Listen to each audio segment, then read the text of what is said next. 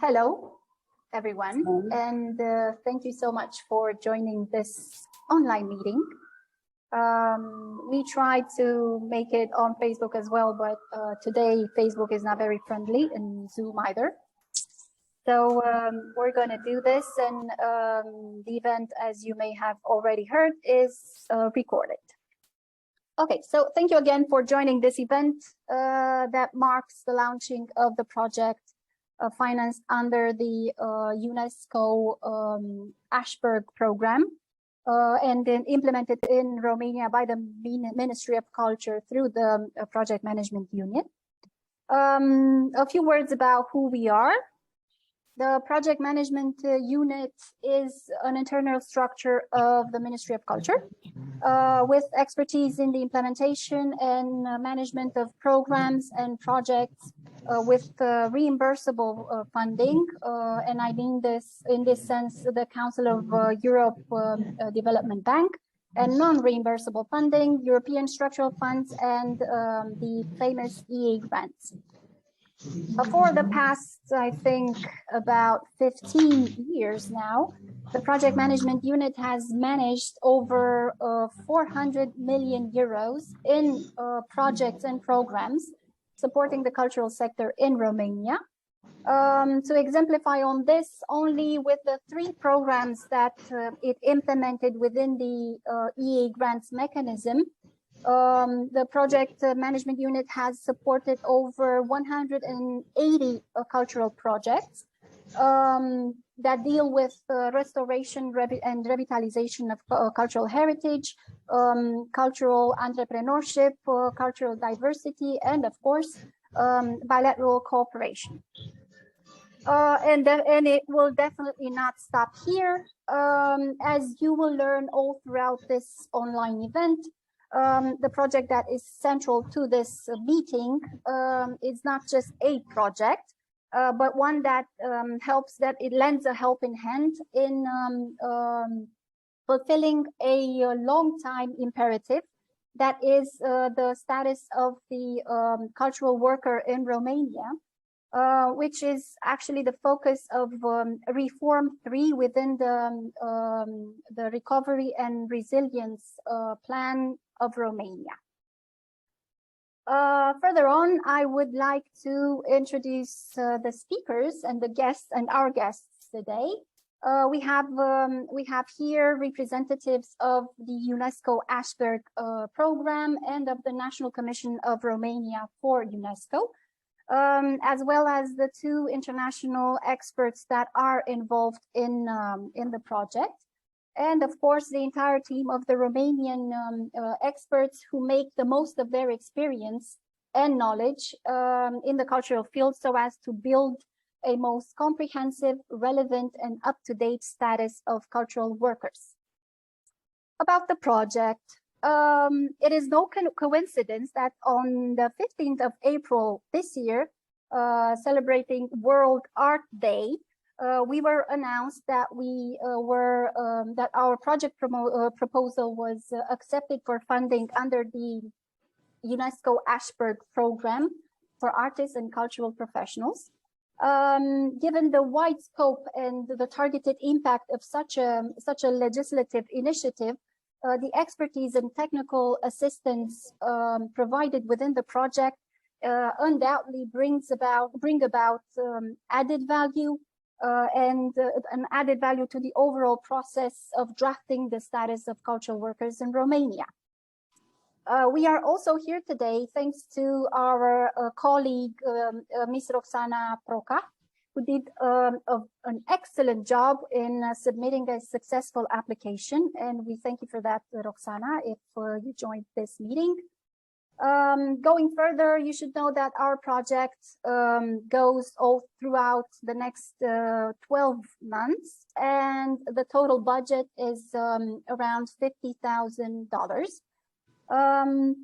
What's the objective of the project? I will share with you just a bit. I hope you can see it. So The objective of the project is to elaborate a legislative proposal on the status of cultural workers in Romania by adapting and or creating a law for protecting and promoting the status of the artists and cultural professionals in line with the objectives of the 2005 Convention and the 1980 recommendation concerning the status of the artists. Building the monitoring, inclusive planning and reporting capacity of Romania on the status of the artists and cultural professionals through intersectoral research, capacity building, evidence-informed consultations, and policy dialogue. And also, last but not least, enhancing public understanding of the important role of artists and cultural professionals for the creative economy, cultural diversity, and sustainable development. Via innovative communication and advocacy initiatives, as well as creative partnerships between the Romanian government and the Romanian CSOs. So this is actually the overall objective of our project. And right now, I would like to, before I move on to our next speakers, I would like to point out that the drafting of the status of cultural workers in Romania is definitely no easy task, neither in Romania nor in any other country. It takes a team, it takes a lot of team effort, and we are very happy that the UNESCO Aschberg project provides, besides experience and technical assistance, the opportunity for international exchange of experience and know-how that can contribute to making the Romanian legislative initiative a good practice example further on. I very much look forward to your discussions and learning more from your insights. And now I give the floor to Mrs. Madeleine Șerban. If you can hear us. Yes, I can hear you. I don't know if you can hear me. Yes, we can. Thank you for joining. I really hope that you cannot hear the music I have on my network. But well, it is a cultural event, so it's okay. Okay, so then if it's about artists, let's accept the music as well.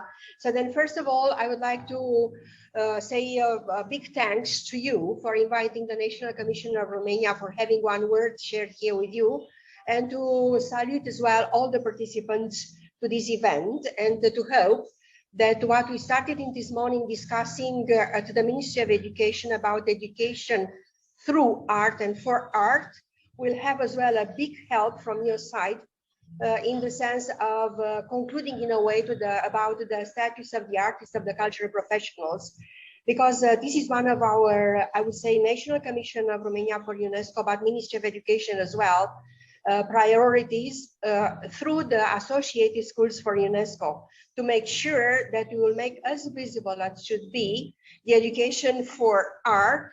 And we will start with a number of cultural expressions of that the UNESCO was capable to structure. So hey, here to say there is a lot of scope for what you are doing, and that's why we think that is so important, this project, not only for what I said, but for in general what the recommendation of 1980 is referring to as training for social security, employment, incomes, tax conditions, mobility, and freedom of expression. So then juridically and economically, fiscally, it is important to clarify what does it mean and how later on it will be possible to put together all these cultural professionists with those that are working in no matter which kind of education, in the different context of learning, for making sure that we are educating for the artist creation, and we have full respect for the cultural professionists and for the artists as well, recognizing their merits and making sure as well that the society is getting the benefit of this so needed education for art and through art. The National Commission of Romania for UNESCO used to have some tentatives in the past, but I will let my colleague Codrin Tău to intervene when the discussions will be on that, for just sharing which were the, let's say, the challenges of those times in order eventually not to go back to them again. As you very well know, you have in the National Commission of Romania for UNESCO a partner. Come to us whenever you think that we can do even more and better together. And I apologize because I have to go back to the Ministry of Education and to continue our discussion. So I will leave it here and take all the conclusions of your meeting and of the project as well. So with big thanks. Thank you so much. Thank you. Okay.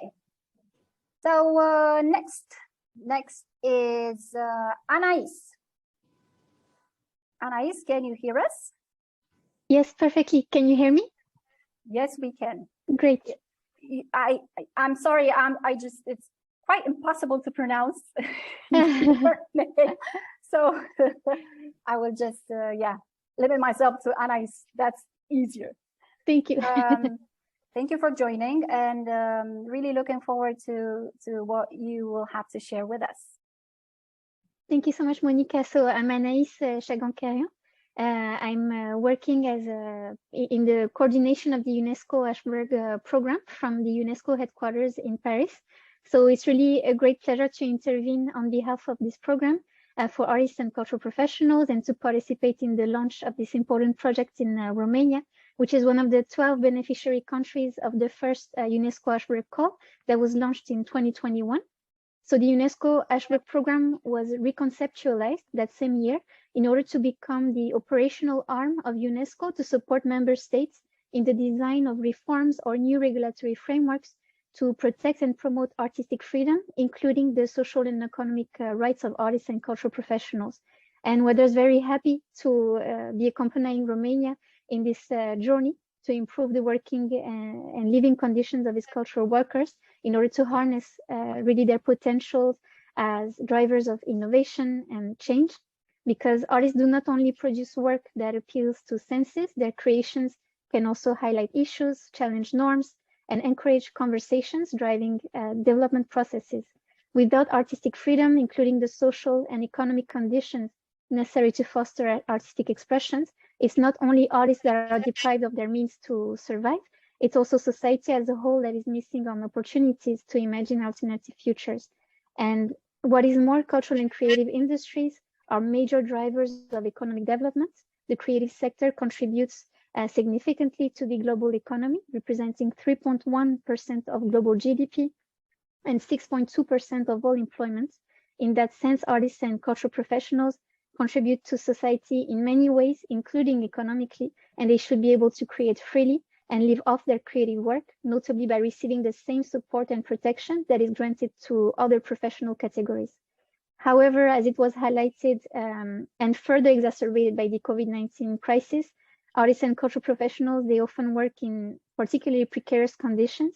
They often lack an adequate legal and professional status, fair remuneration, social safety nets, adapted tax conditions, mobility, as well as the capacity to unionize and exercise their freedom of expression.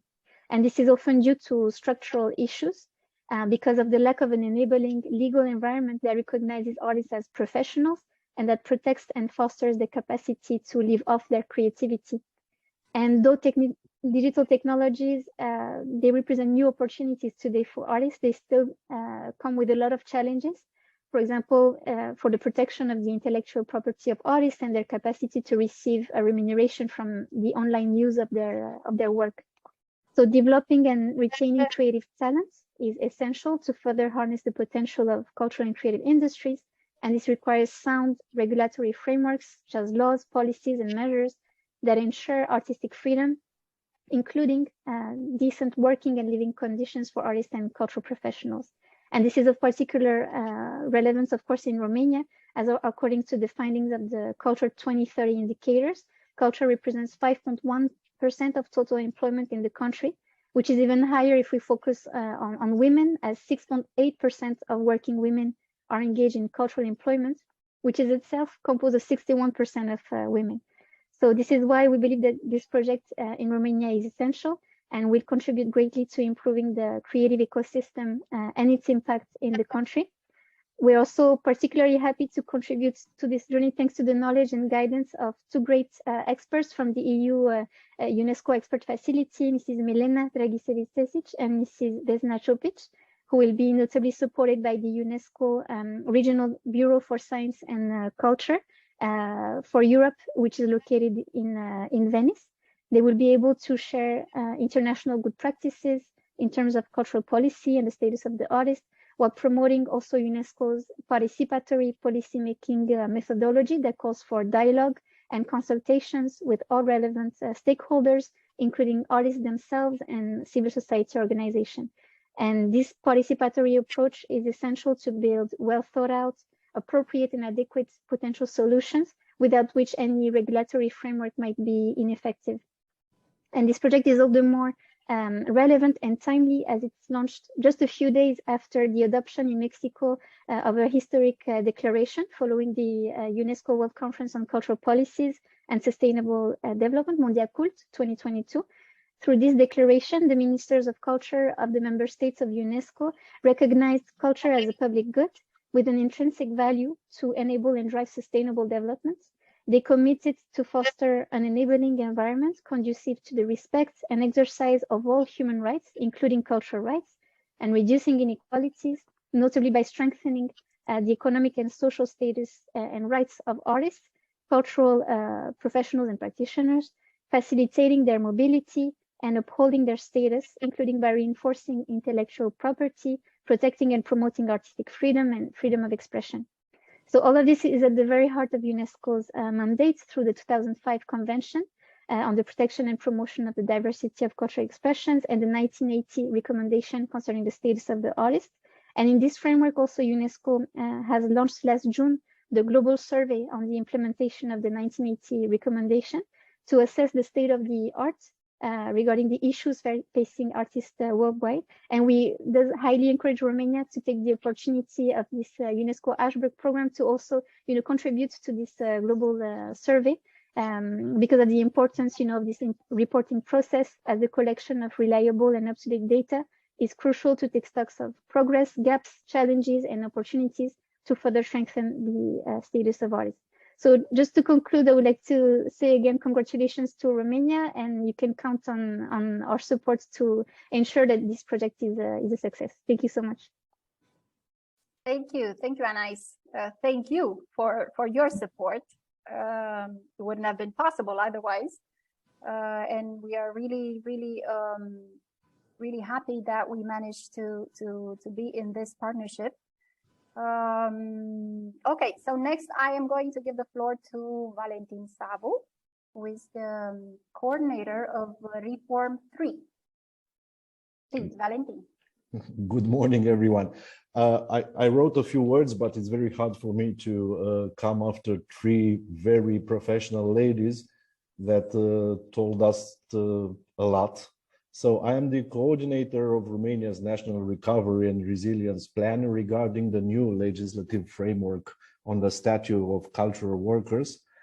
We hope that it shall include a wide range of policies and shall propose concrete measures that address the specific challenges that cultural workers face.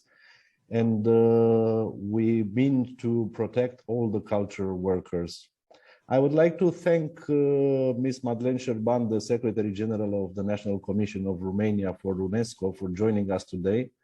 And also, of course, to our UNESCO colleague and experts, Vesna and Milena, and Anais particularly, for all the help in providing the technical assistance for drafting this law. And of course, for promoting the law through the Romanian decision maker. There were at least 2 premieres in Romania regarding UNESCO this year, which I would like to mention. First of all, the Minister of Culture, His Excellency Lucian Romașcanu, announced in September that Romania shall be among the first member states of the European Union to implement the new set of UNESCO 2030 indicators for culture. And also, Reșița, a city in the southwest of Romania, is the first Romanian city to join the UNESCO Learning Cities Network. Now, in order to be more practical, I will tell you what we accomplished so far regarding the cultural workers law. We assembled a team of professionals with relevant experience in cultural field, and our team, which I shall present later on, in record time managed to draft the working structure of the law, and the specific content will be added according to the needs that we will further identify. And of course, the initiation of the technical assistance from UNESCO for the implementation of the new legislative framework. I would like to introduce you our colleagues and the Romanian team. Delia Mucică is a university professor and expert in cultural policy and legislation with a long national and international experience in the field. Julia Popovic has been involved since 2018 in the cross-sector association of cultural independence. Ioana Lidia Ila is an expert in legislation drafting with a professional experiences of over 30 years in the cultural field. Alice Vasile, PhD, it's a cultural heritage professional and consultant with 20 plus years experience in museum, public administration, cultural management and training, both in local and international level. Delia Bodoi is a scientific researcher in labor market policy and working conditions. And since 2021, Delia has been a representative of Romania in the open method of coordination working group of member states experts on the topic of the status of working condition of artists and cultural and creative professionals. Oana Bocastănescu has more than 20 years of experience in the Romanian book publishing world. For 9 years, she was the image director of one of the most competitive local publishing houses in Romania, and she founded the first communication agency in Romania dedicated to promoting reading projects. Our colleague Radu Stancu, I first presented the ladies, of course. Radu Stancu is a film producer who's activating in the film industry since 2009, covering at international level various types of audiovisual content, from advertising to film production and distribution. Viorel Cojanu is an actor, a playwright, the co-founder and executive director of Replica Educational Theatre Center, with over 10 years of experience in cultural management. Bogdan Moroșanu has more than 15 years of experience in the fields of audio production industry, from show sound to TV, festivals, music events, and so on. And of course, our management team, Sandra Izbășescu and Ana Maria Ciobanu as legal counselors, Raluca Frățilă as a procurement expert, our very own communicative colleague Monica Vasincu as a communication expert, and yours truly, Valentin Savu, as a coordinator.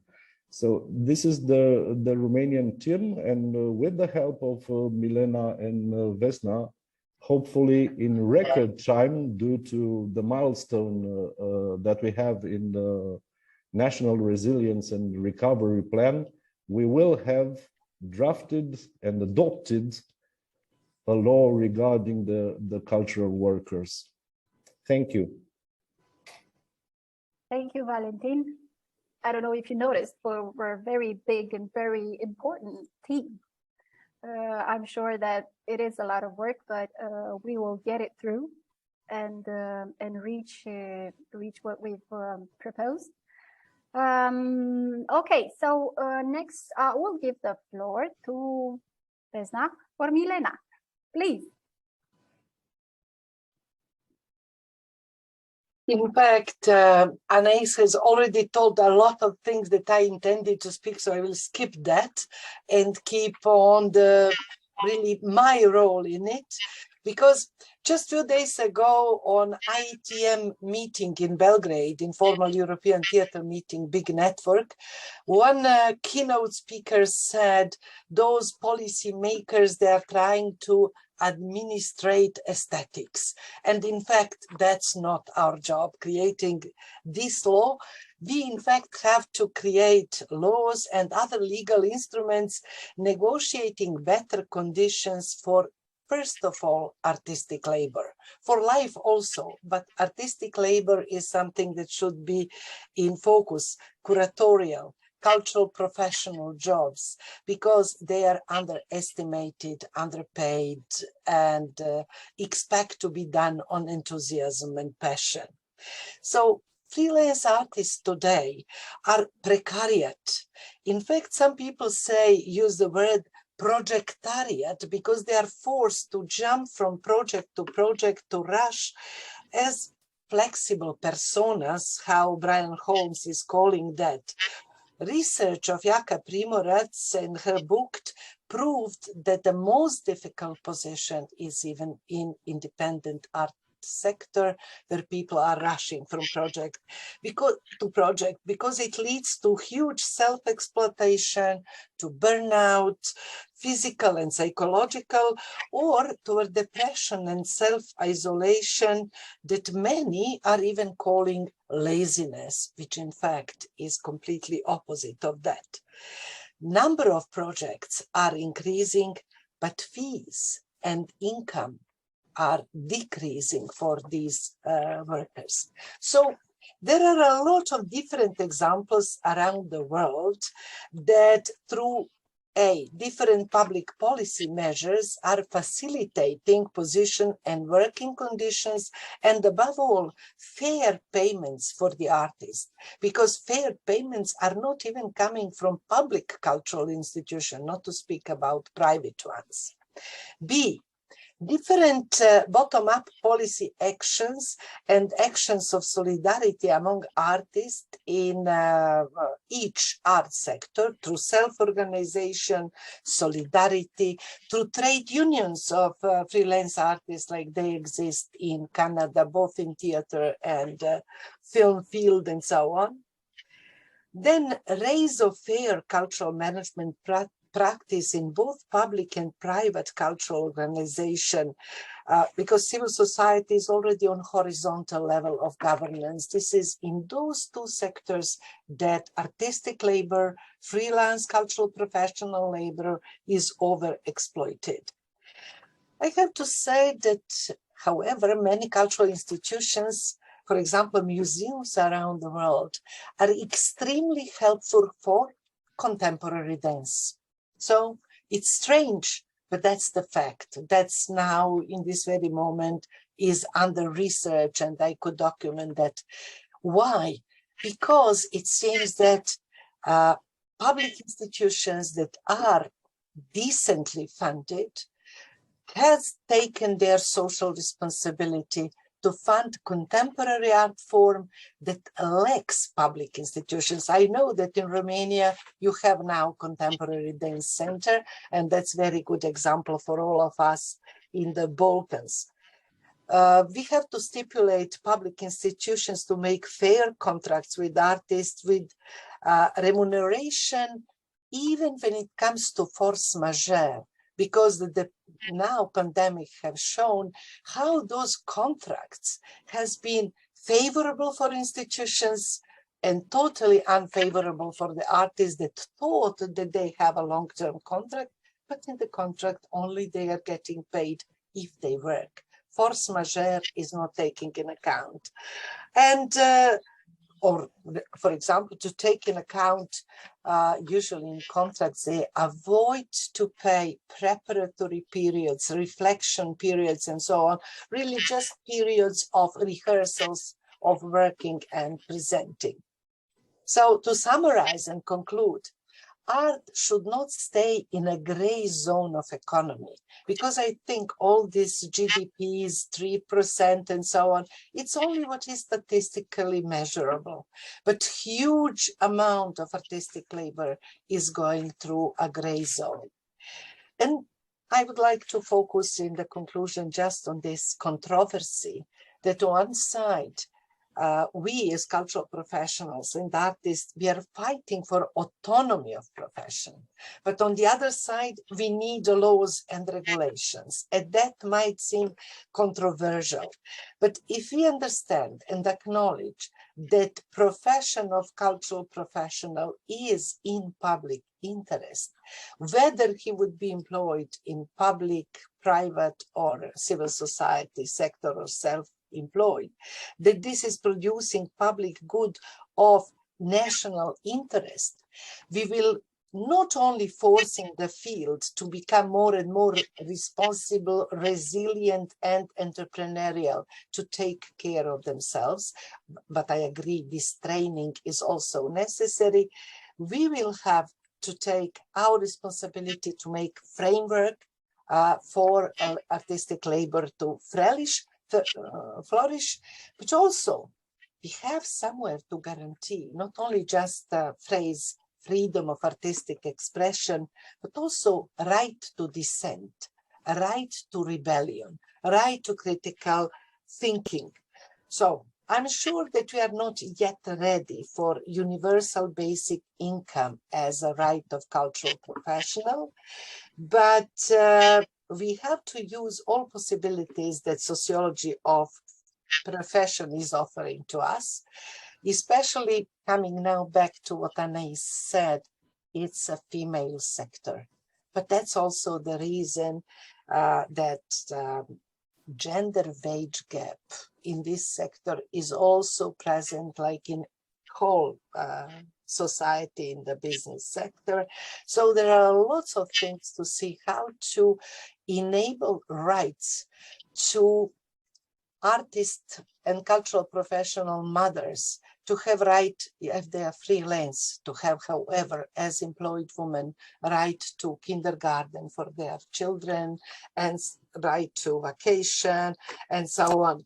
This is many issues that one law cannot solve, but we can start in raising public awareness about all of those issues. Thank you. Thank you, Milena. I was just thinking about what you said about bringing the work of cultural professionals from the gray side to the actual colorful side, if you can see it right there. Yeah, it's a very good objective and very easy to understand by everyone, and make it the purpose of this status of the cultural workers. Thank you so much. Vesna, please. Thank you for the floor. I would like to share with you my short presentation, even if I ask myself what else could be said after we have heard so many arguments and words in favor of this project. But allow me to do that in my way. To be short and structured, I prepared this short presentation about a very complex issue, and why? To somehow be able to convey my main message, my main point. And I made this as purpose, objectives, and arguments that made me accept this invitation to participate in this very interesting project. My professional background, I am a lawyer with extensive experience in legislation. I had been in past for several years head of the law department in the Ministry of Culture, and I am a lawyer like my distinguished colleague Delia Mutica, which was already mentioned. So I have been working always interdisciplinary, exploring taxation, working regulations, social security legislation, education, and all other sectors that have a huge impact on the situation of artists and other cultural workers. So I am very used to say that it is not the cultural policy that is crucial for the well-being of artists and cultural workers, but all other policies that define their economic and social status. Right now, for example, I am working in the Ministry of Education, dealing with the big reform of public libraries, and I now deal with aspect which is relevant for my new working position.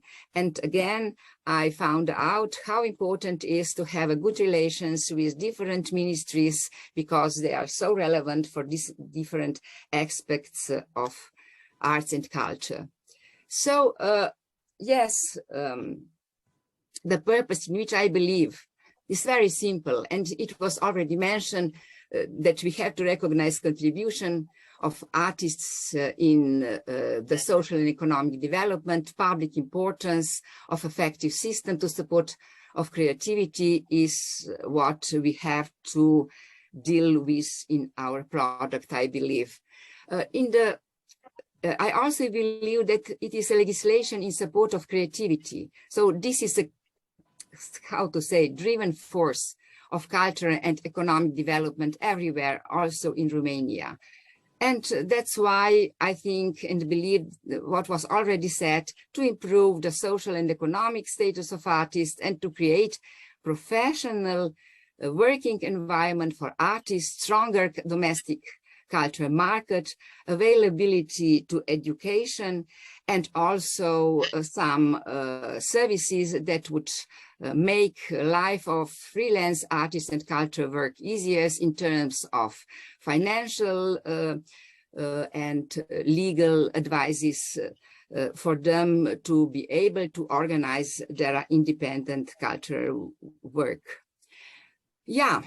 What I want to focus first is arguments to justify special approach, and all these arguments have been more or less already somehow mentioned. I just want to put them all in one place. So legal arguments, political arguments, economic arguments. It up till now, merit-based arguments has not been mentioned. Yes, have not been mentioned. Yes. And this is a very peculiar issue, so I will speak about that a little bit. And of course, atypical nature-based arguments, which are the main. All these legal arguments have been already mentioned. It has been already mentioned, this Romania Recovery and Resilience Plan. In this document that include the adoption of legislation in favor of artists and cultural workers, is this document a guarantee for real political will, or just another paper tiger for far away this reality in Romania? I have been working in Slovenia. I'm very critical towards so many studies, even legislation.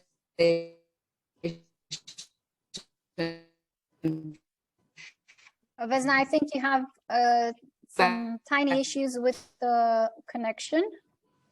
Can you hear us? Yeah. I hear you. It's something about the connection, definitely. Can you still hear us? No, I do, but do you? You might try to turn off your camera and just talk. Yeah.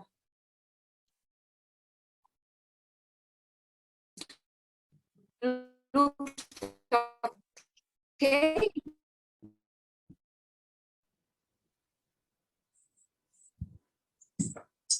Yeah.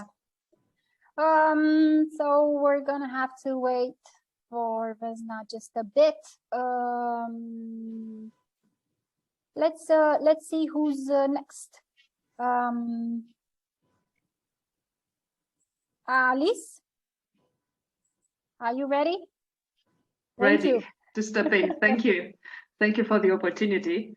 I will share a presentation too. I hope I'll manage better technically.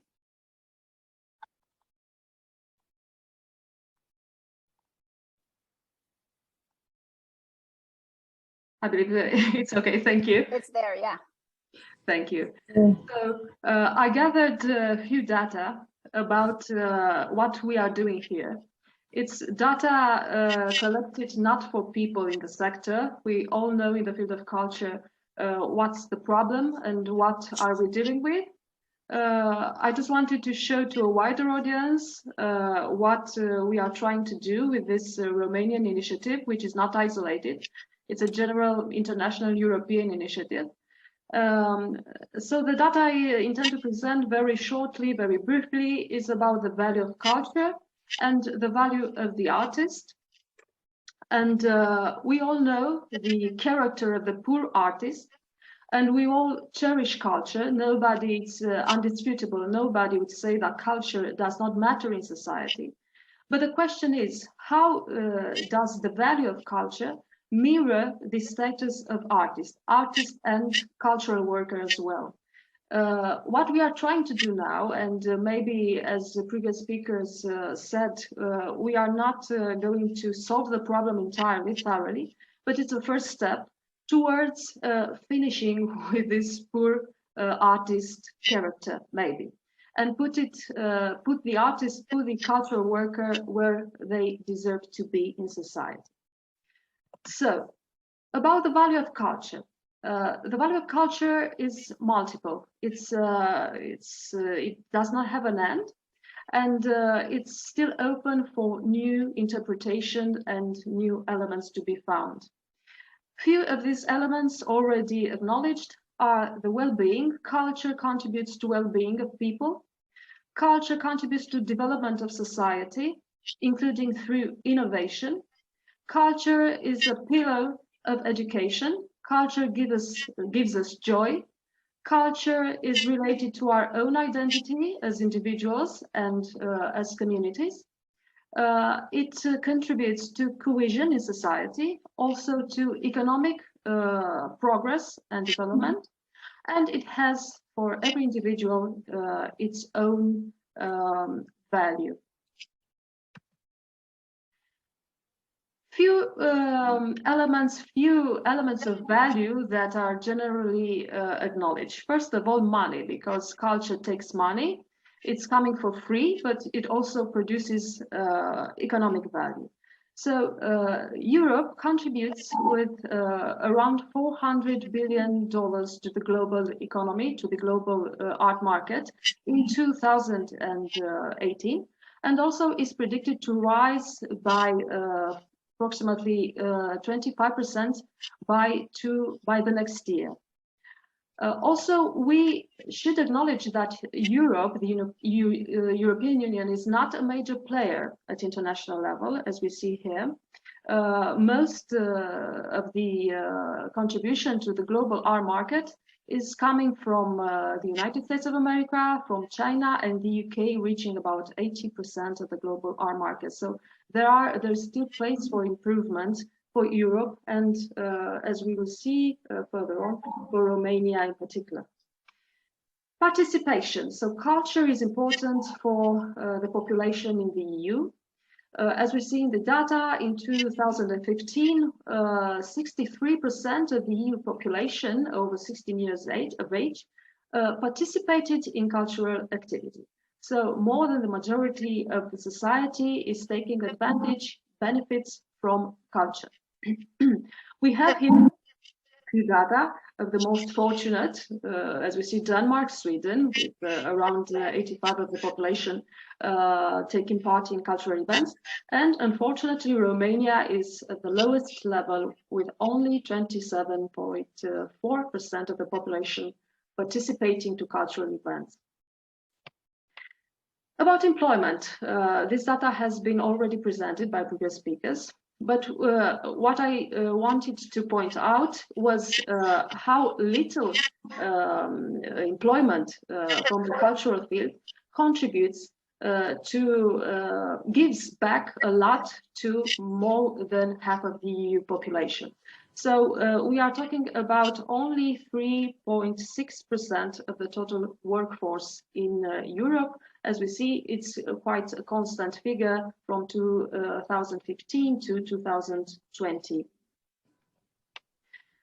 Again, some data from Romania showing that we are a little bit behind. Share of total employment, as we see, is very low, is the lowest with the latest data, 1.4 from total workforce in Romania compared to the average of 3.6 showed before. We all know what happened during the pandemic, so we see the figures going down with the employment in the cultural sector, especially in the arts and entertainment activities, also in the creative field. Some other sectors were doing better during the pandemics, but there are data that raise the question about the resilience of the sector and about what can we do to make it better in the future. We see in this graphic that younger people in the field, employed in the field of culture, is a little bit down from the average in other sectors. This is not a big difference, but also raises another question about how young people are going to stay in the cultural field and how does the future of the cultural field looks from this point of view of involving younger generations and make them stay in the fields of art. This was about the culture and the sector. Now talking about the artist and the reality the artist and the society are facing. As we heard before, we are talking about inconsistent work patterns, about the need, not voluntary most of the time, to take secondary jobs to support themselves in the field of art. We are talking about low income, problematic access to social security services, benefits, a lack of work rights, namely collective bargaining practices are lacking in the field. Arts costs a lot. We are talking about high production costs for most of the cultural and artistic sectors. Demotivation of young professionals to stay in the sector. The issues that are accompanying the need for high mobility. And unfortunately, freedom of expression is still an issue in the cultural field. We are seeing here some data about how the cultural professionals are lacking the average rights in work and how they are forced to work outside their vocation, actually, and also how they are gaining less than the average worker in the EU. As we see here, a quarter of those working in live performance has had paid jobs outside the arts sector.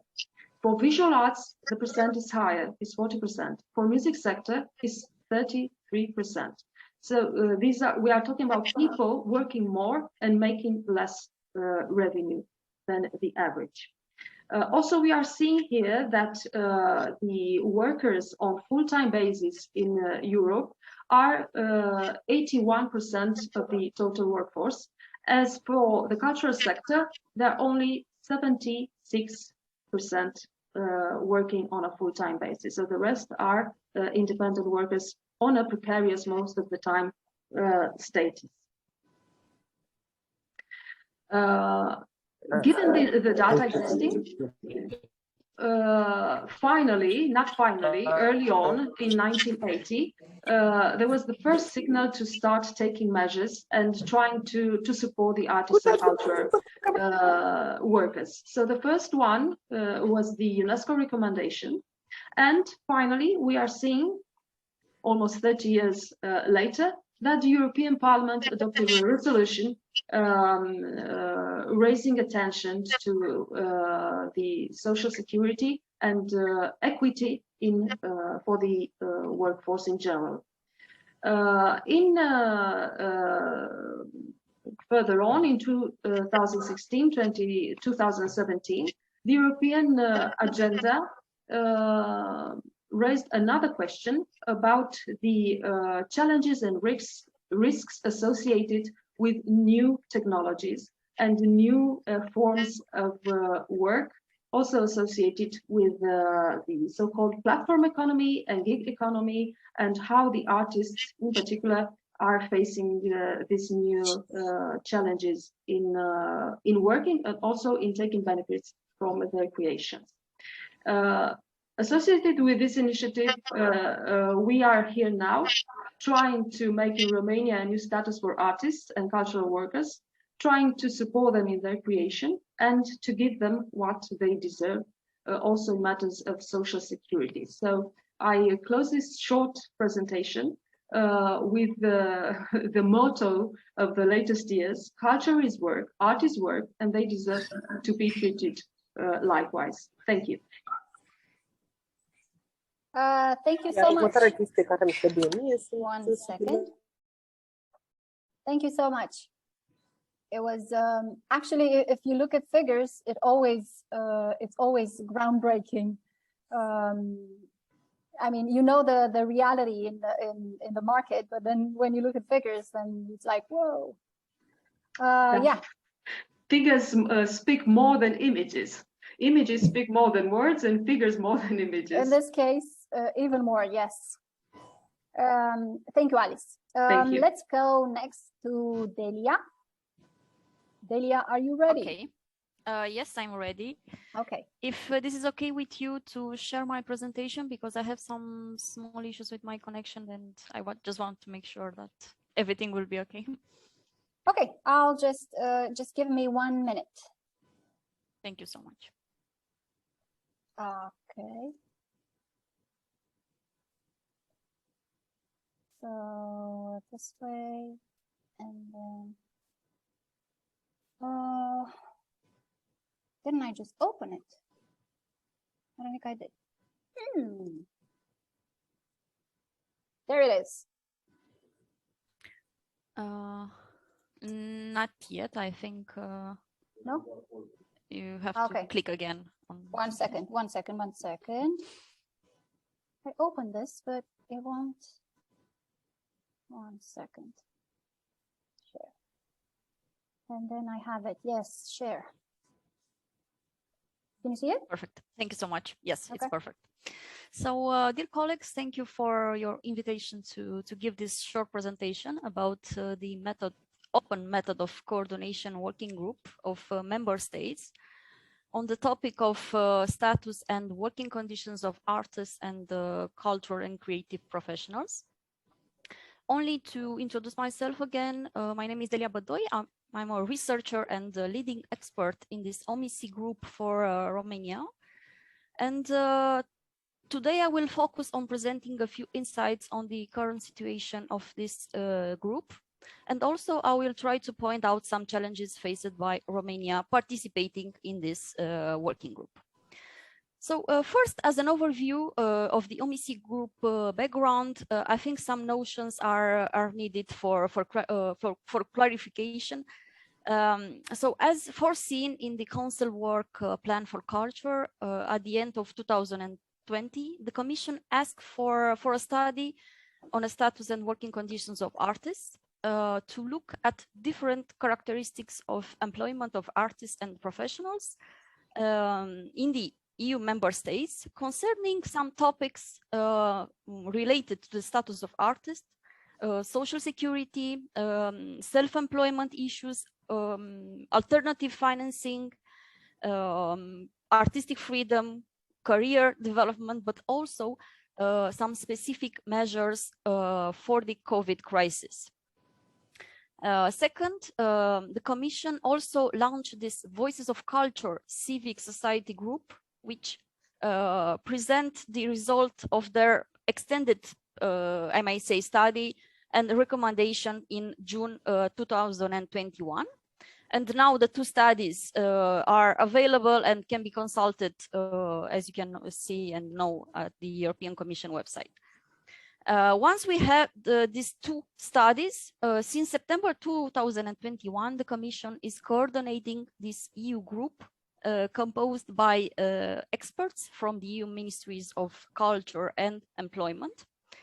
The experts who meet every 3 to 4 months under this open method of coordination have to reflect on artists and creative professionals' working conditions, and also have to exchange good practices and share study cases. This OMIC group will concentrate on the status and working conditions of artists and culture and creative professionals by taking into account also the wider European system supporting artists, and also while taking into account specific experiences and spheres of competence of the member states and the Commission in this area, of course. And also the idea to respect the role and the autonomy of the social partners that are involved in this project, and also the context of the national labor markets. I think we can move to the next slide. So basically, as a core part of this work and based on the mentioned studies, the working group will have to focus on main key areas and share good practice concerning the notion of the issue more complex of finance, social security, but also the topic of cross-border mobility. It will also explore in some notions the specific issues of career paths, entrepreneurship, nature of income, market conditions of the cultural sectors, and also taking into account and respecting that there is a diversity among member states in a way that societies and systems are organized. And also this group will try to examine more details the status of artists, the regime of access to cultural professionals, social security coverage and contribution systems, but also some points more specifically to retirement and pensions, also some different financial supports and other benefits for artists, tax requirements, but also education and skills development, professional trainings, etc. So in addition on this very important topics and very complex in a way, giving this diversity among EU members legislations, the OMC group will look also into different areas and will try to examine some maybe additional problems that are related to disadvantaged groups, young people. Also, as Alice also mentioned, the huge topic of gig economy, platform work, and the future of work in the cultural employment, and also giving the precarity of project-oriented jobs in the cultural employment, the self-employment arrangements, gender equality, and the situation of female artists, and in the future of work, of course, in this area. And last but not least, intersectionality, which is, I know, maybe a tricky topic and a lot of complex to discuss, but is important to be mentioned. I think we can, yes, we can move to the next slide. So the output of this group is an extended policy report that will share in a way good practice and inspiring examples and policy recommendations, starting with definitions of concepts and also the description of the complex context in Europe,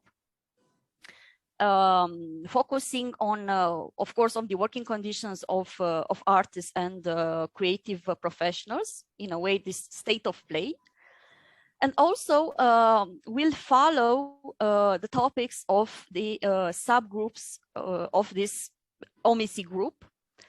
That means the status of artists and social security, the topic of fairness, which include fair pay, fair treatment, collective bargaining, different problems related to financing projects and requirements for people to be employed in this fairly in different projects.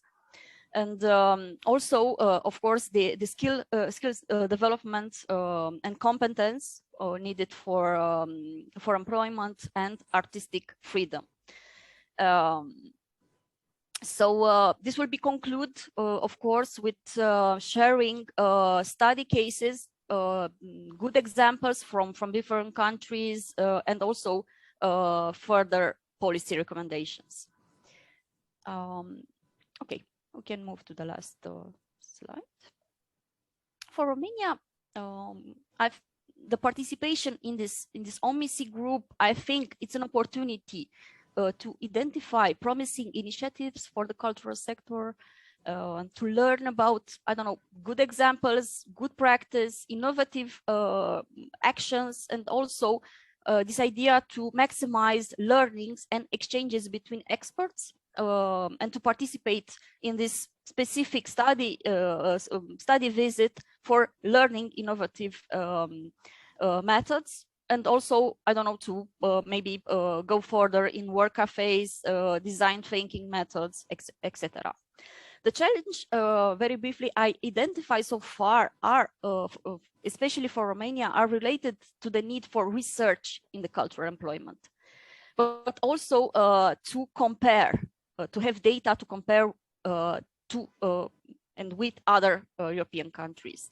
Mapping of working conditions should cover different professionals of the sector, and also to describe their status and to analyze different type of contracts, for example, permanent or not, working conditions in a flexible arrangement, the absence of wages, the intermittence of contracts, and also compared to the poverty line in a way. So because we know that artists and creative professionals are often in atypical forms of employment, mostly part-time, temporary contracts. This means that they don't have access to social security in a way. And given this precarious nature of their work, I think it's a challenge also for us to identify what are the specific problems, and also to propose good practices and good recommendations for our country. In a way, as we look in the graphic, it's the very recent data from Eurostat, we know that Romania is below the average of European countries, and also in comparative perspective with Central European countries, Poland, Hungary, Bulgaria. So we can see that there are huge gaps, and also a decrease in employment in the pandemic years of 2020, 2021, and it's very difficult in a way to track the very situation of artists by looking on this data. Because, for example, in Romania, we know that we have a high proportion of self-employment and copyrights contract reflecting in a way the independent nature of many occupation in this sector. So I think the specific challenge will be to identify who are the self-employed artists and identify, because they are not usually registered in any of the categories of cultural activities. And they are also part of very diverse and large group. Thank you so much. That will be all. Thanks. Thank you, Delia. Thank you so much. Again, very really revealing, actually, the challenges that you've presented just a moment ago are the basis for our work within the status of cultural workers. And yeah, that's the reality. Let's see, we have Vesna back again. It's okay, it happens. It's not always that technology helps. Yeah, so sorry for any inconvenience provoked with my technical problems, but my internet is obviously in a deep crisis, so I hope that this time it works. Can I share again the screen? Thank you. And I would like again to repeat myself, so that after so many excellent interventions, all this data, all these different arguments you put forward, I will try somehow convey my message, which is a little bit different, but I have to build arguments around it. So everything was already heard about economic arguments, so I will not take your time with that. What I would like to stress more, and has not been yet introduced, I think, are merit-based arguments, which I find so very important, because we are all aware in this neoliberal era, where everything is based on culture and creative industry paradigm. I would like to bring into this product the idea and the relevance of non-use values of arts and culture. Because from the economic perspective, culture should be publicly funded, not because of use values of culture, but of non-use values. This sounds very peculiar, doesn't it? Non-use values denote the values which are held by persons not directly using the good. Someone, therefore, does not need to visit the National Museum to be still ready to pay for its existence.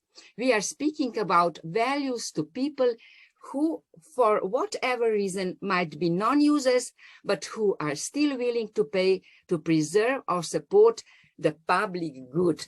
And Anais, thank you so very much to bring into our attention this late declaration of Monia Colt regarding the importance of change our language so that to refocus on culture and art as public good.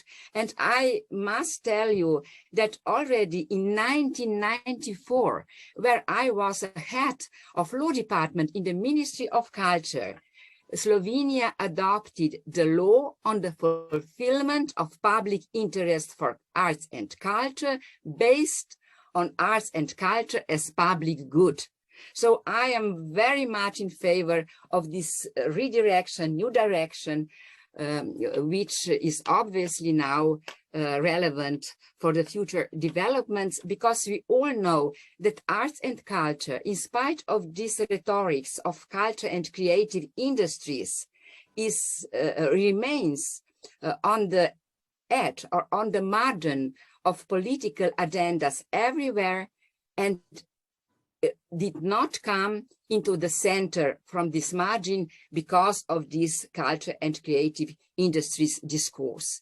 So with culture as public good, these non-use values of culture becomes relevant. So, of course, we are all aware of national prestige, of identity and self-esteem as something which has also some negative connotations, we know. But anyway, if we put, for example, this national prestige and identity issues in the context not of nation as such, but of national space, so that all different cultures contributes to the identity and prestige of some space of the state as such.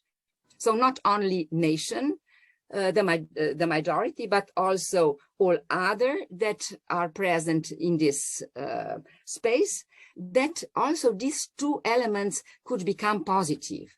Then culture and arts as educational resources, absolutely something that the value of culture as constituent part of education, what was already mentioned today. Then existence, the value of being there, just that, option, the possibility to enjoy culture when times come, when audience or when one decides to go to the museum, to go for a concert.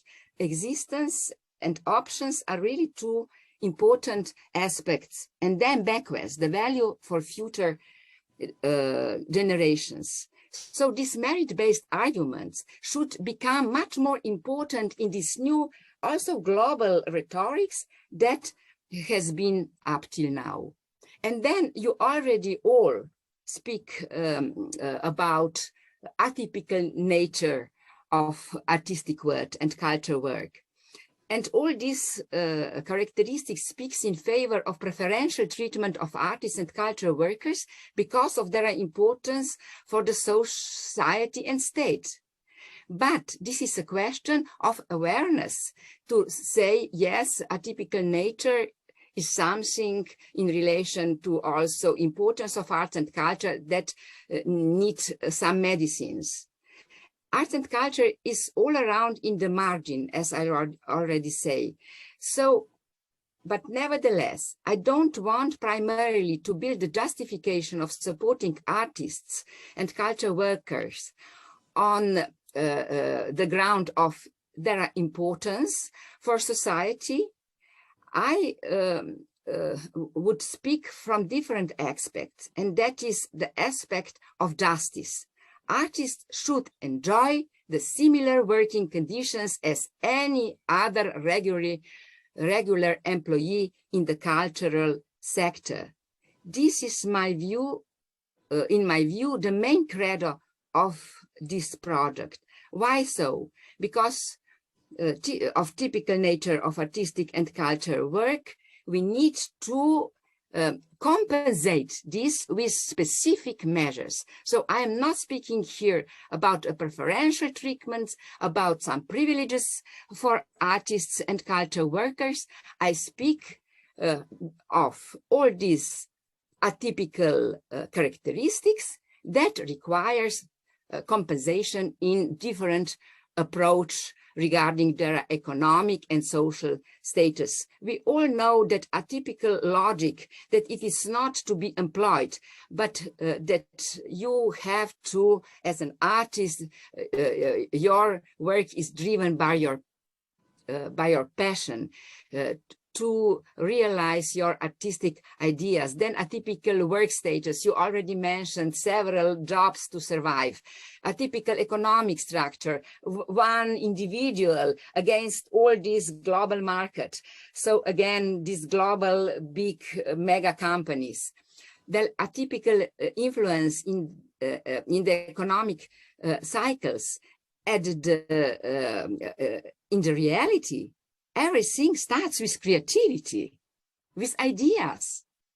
So these artists and creators are in the beginning of this whole process that at the end ends even in culture and creative sector and its income and its contribution to GDP.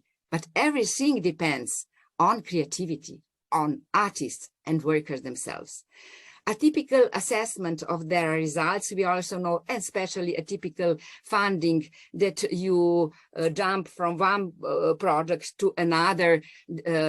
Milena, excellent, raised this point in her introduction. So the atypical nature, all these risks related to the atypical working practices and reality and motivations have to be addressed through special measures, not in order to give to the artists the special privileges, but to make their working conditions similar to regular employees. So it is not about special treatment. It is about more equal treatment. It is about justice.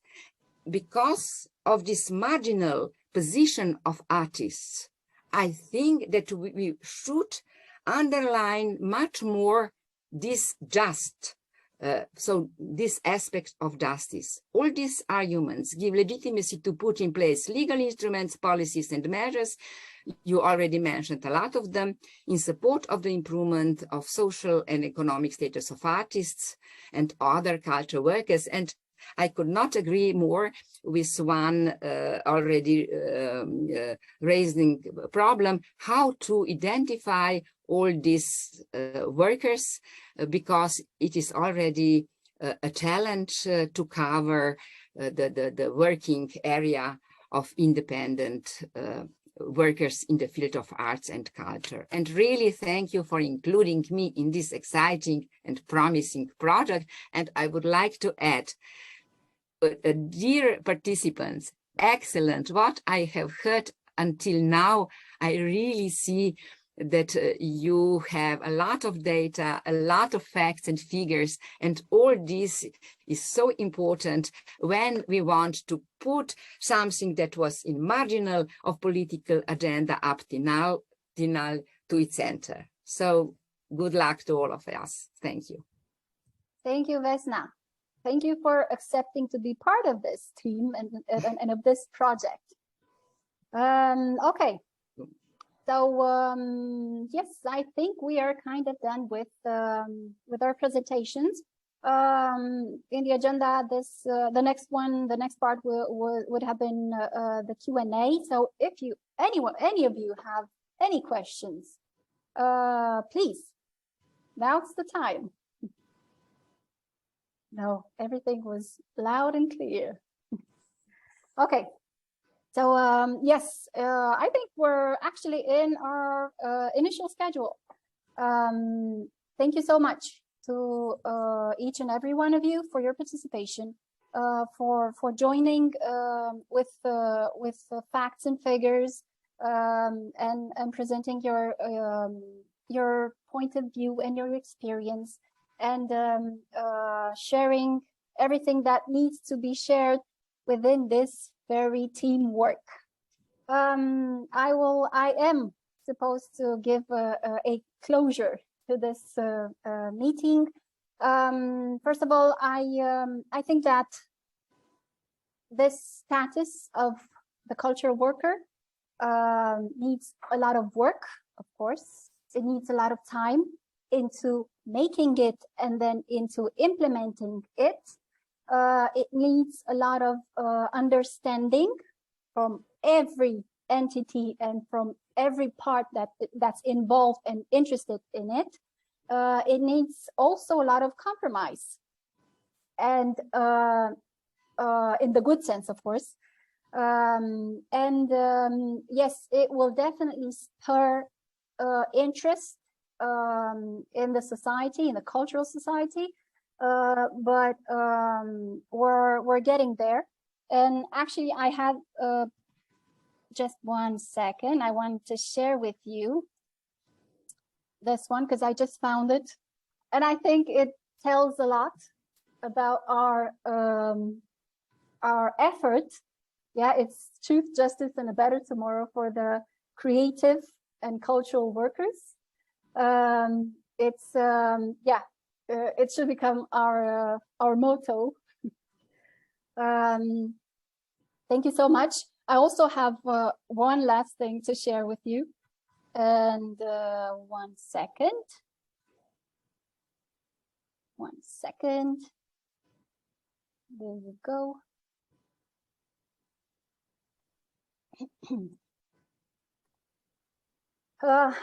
That's actually the poster for Reform 3. It's, as I mentioned earlier, it should bring a lot of color to the gray side of the cultural workers. We really hope that it should be like an explosion of color and benefits to the cultural workers. We really hope that we will get there, and we will, because we have a great team. We have a very good support from the UNESCO and the international experts that are involved in this, and we're pretty sure that we will get there. Thank you again for your participation, yeah, good luck